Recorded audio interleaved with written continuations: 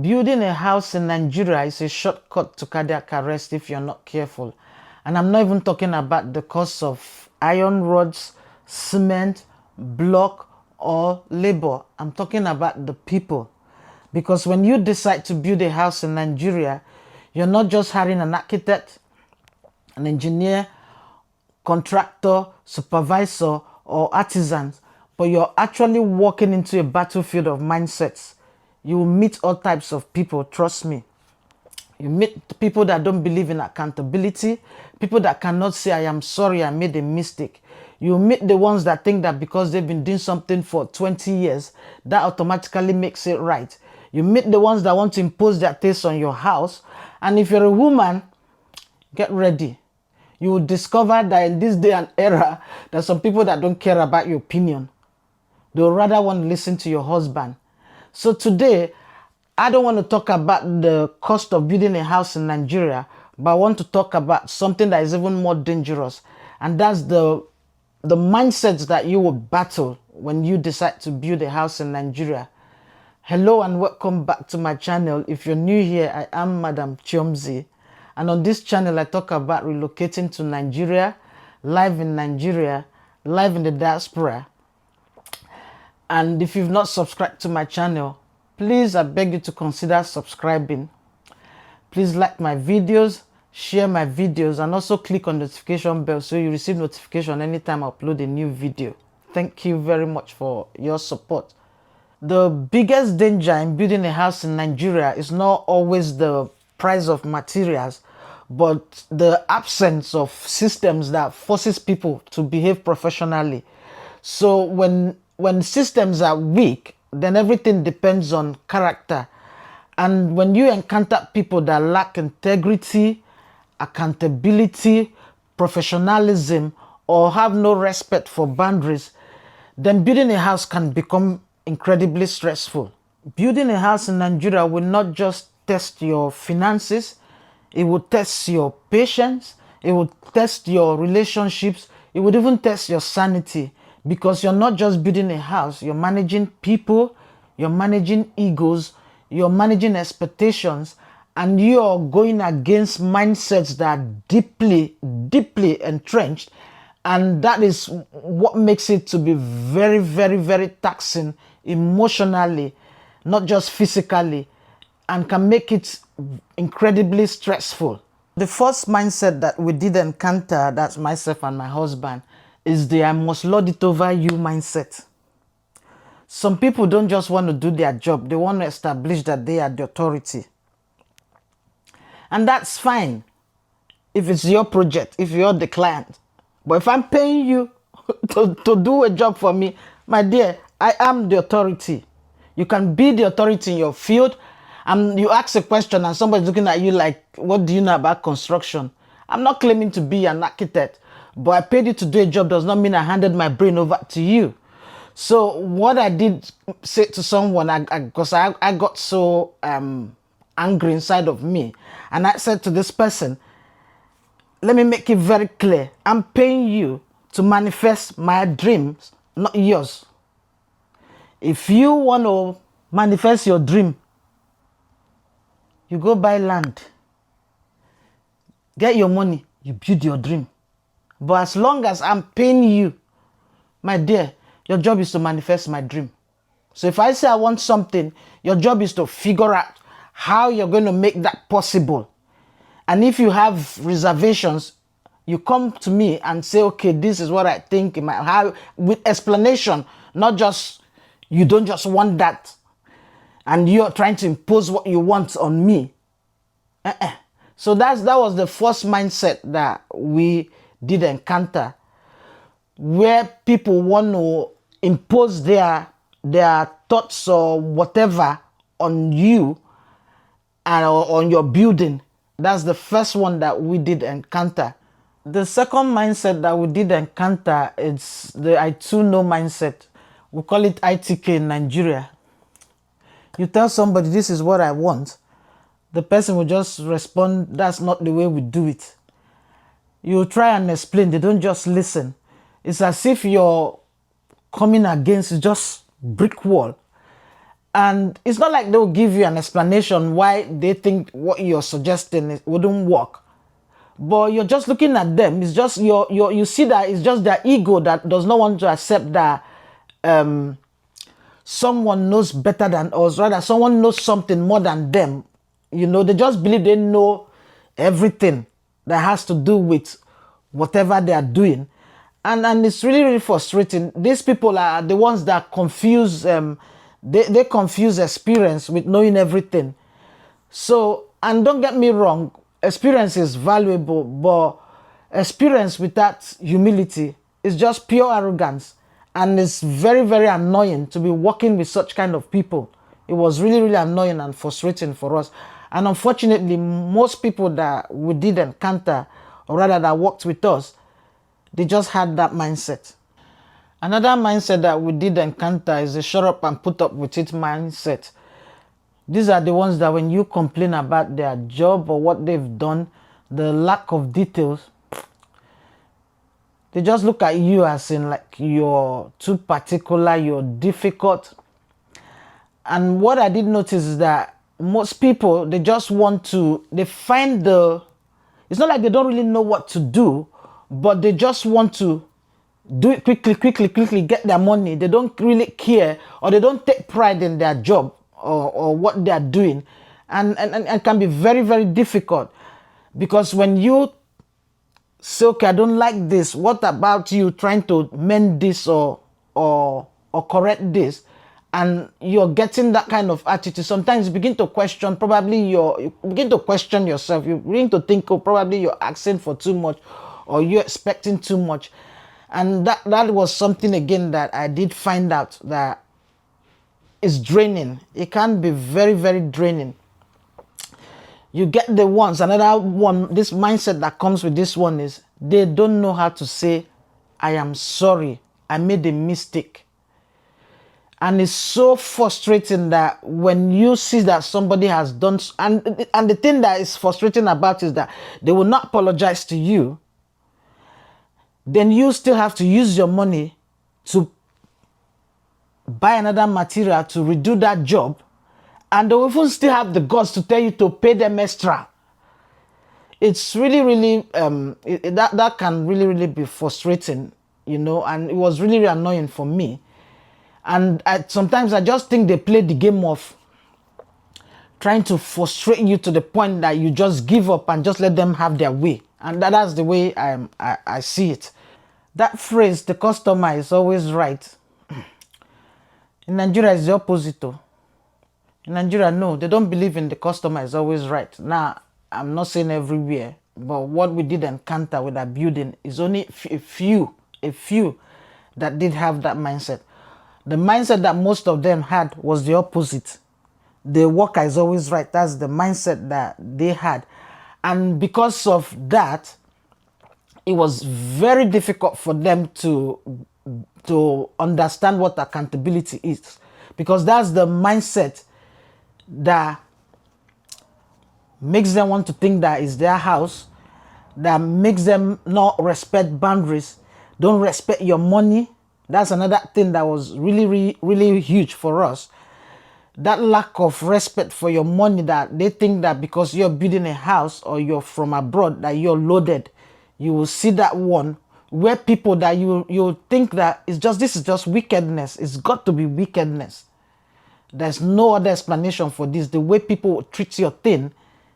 If I tell you the things that I did see, in fact, I was so angry with somebody, and I said to the person, I just could not hold it.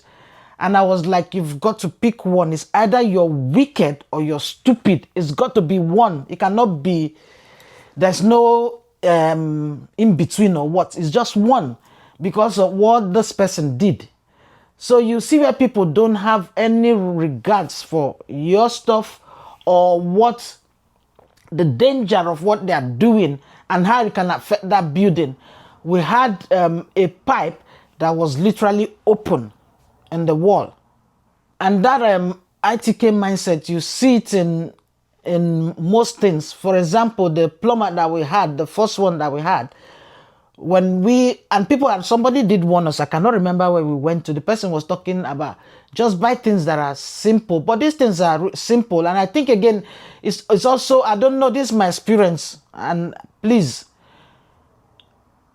it's more difficult too, because you're building a house from, or rather you're building a house remotely, you're not there. It's very, very difficult because you're trusting people's will I say judgment or reference. It can be very difficult. It's when you bring them that they now start working that you now find out that you've made a mistake.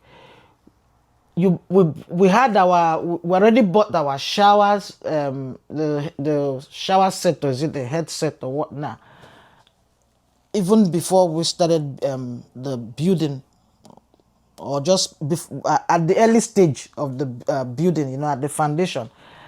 And we showed this guy the shower, that's the sets that we had, just so that whatever he's doing, he has to consider this.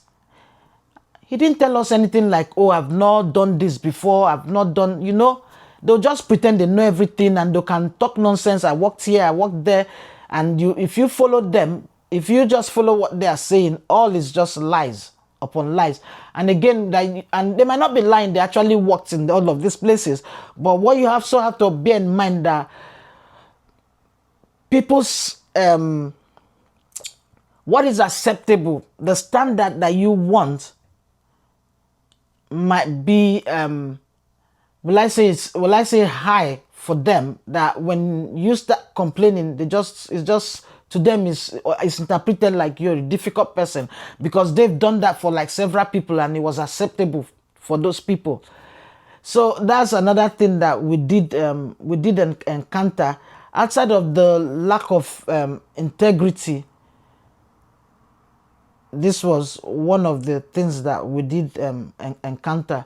Another thing that I would say, that if you're a woman or you're building, just get ready, to be honest. From my experience, and as I would think also maybe where, but I think it's the same thing, because we had someone from another tribe, so I wouldn't say it's particular thing to about Igbo tribe or what's not, because we are in the east, because the someone from another tribe, actually we had someone come from Lagos to do a job. I tell you, what I said to people is that what I've noticed about our people is that most of them don't know how to respond to kindness. The first time that I did encounter this person was when they came a lot of people were in the house, so probably I didn't notice that behavior. So as in a lot of workers, you know, they're working together. I did cook, you know, just not that I cook every day. I just cooked that one to make people happy, and I cooked. So probably then I didn't notice that behavior. But one other time he came to do a job in the house, and he had come from Lagos that morning. He came with the night bus with his assistant. And for me, I just think, okay, you're coming from, it's not like you live locally, you know. You traveled all the way. So I gave them food to eat. I gave them tea and, you know, gave them breakfast. And this guy did not say thank you. He even came, I served him on a dining table. He left the dining, came and put the plates in the kitchen. I was sitting in the, because the sitting area of our kitchen is an open plan side. I was sitting on the couch there, and this guy did drop the plate. He saw me, he didn't say thank you. So I did say to my husband that this guy didn't say thank you, as in after eating. So my husband was like, we'll give him benefit of the doubt. Maybe he's tired, you know, from a long journey coming from Lagos, feeling sleepy, blah, blah, blah. I said, okay, no problem. And because they came from Lagos, I didn't feel, I felt that, okay, if we cook, because he came to install some, we'll give them food, you know, some, not say morning, afternoon, night, you know. If we're having like dinner, if I cook, okay, I can give you. So this, that I made rice, and I gave them to eat. After the eating, the same thing happened. No thank you. Ha. The guy that came with him, that one said thank you like how many times? Told me thank you. Afterwards said thank you. This one, the one that maybe is the calls himself the Oga, did not say thank you. I didn't say anything. The following morning I waited for them because they slept in the compound, but with the security house or what now. Then when they came in, that morning, that other guy already said thank you. So when they came in, he came in with the guy. I was waiting for him to say thank you. He didn't. So I said to him, can I ask you a question? He said, yeah. I told him, when someone gives you something, you don't know how to say thank you. He said, oh, his colleague said thank you. I said, your colleague said thank you. Is your colleague you? I said, he said thank you. What of you? He was like saying, oh, I'm sorry, blah, blah, blah. Then later, he wasn't even happy. He did apologize, but he was not saying to a gate man that was more like I'm very confrontational, and I should have allowed him to maybe say thank you. I was like, when is he going to say the thank you? So that was it for me. I just stopped giving that. I felt sorry for the other guy, but I was like, I don't care. People, anyhow you go, anything you see outside, you buy, whatever. Even on days that I know that, like Sundays that are difficult to, I didn't just care. So these are the things, and I bet you, is that same mindset of why I gave this example is the mindset of you. What I did notice is that a lack of regard for the woman.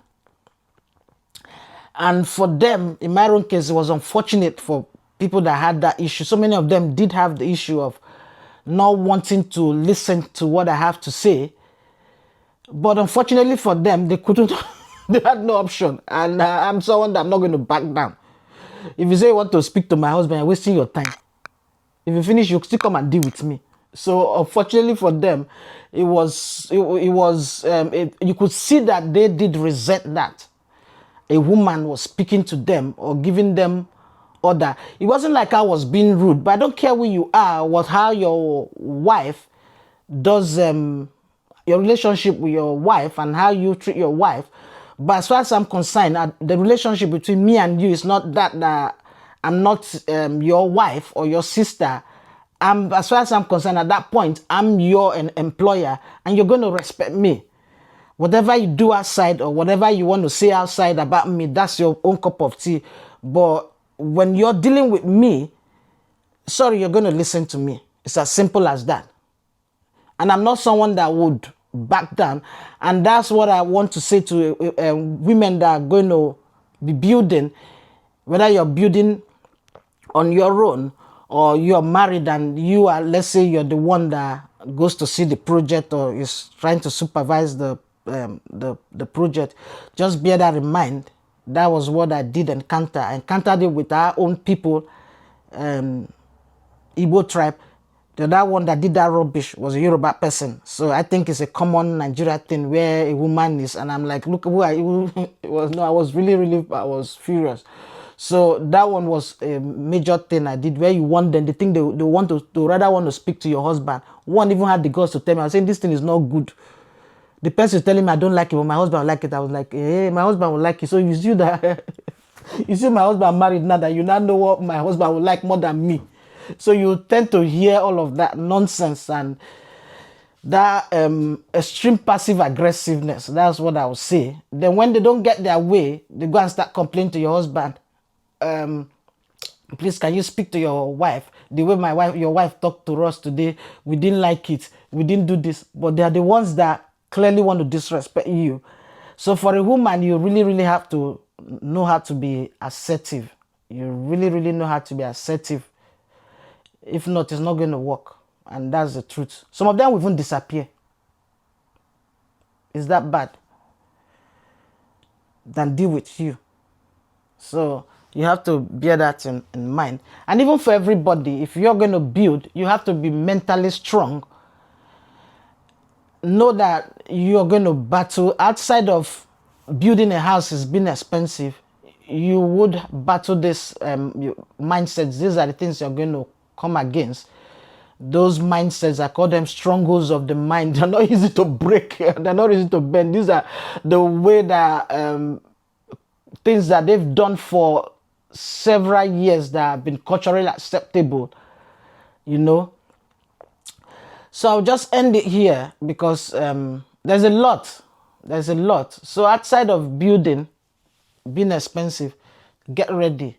Get ready. And also I would advise people, this is why I say that people should try and build when they are still strong. Don't leave it to when you're like 70.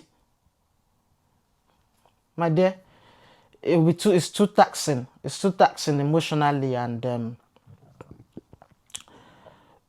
it's very demanding mentally. The stress is just too much that I think at that time, so that I don't develop high BP. It's just a lot. People do what you're going to face, unless you want to just buy a house. And even when you're buying a house, I don't think it will be that easy. Things in Nigeria can be very difficult, you know, to navigate. So some things, please, before people come for me. So just bear that in mind. Start on time when you're still strong. You can stand your ground. I don't see an old person going and every day you will shout. You will shout because they don't, even when you talk, you shout, they don't even listen. So if you come down within, you stand your ground and you keep standing your ground, and they want to frustrate you. Trust me, that's their mechanism, to frustrate you to the point that you give up. And that's what I did observe. So thank you guys so much. If you have experience of building as in palaver in our place, be a country, I would like to hear from you what you guys think in the comment section. Thank you guys so much. Please, if you're not subscribed to my channel, I beg you to consider subscribing. Thank you so much to all my subscribers. Thank you for all of your support. Like my video, share my video, and I'll see you in the next one. Bye.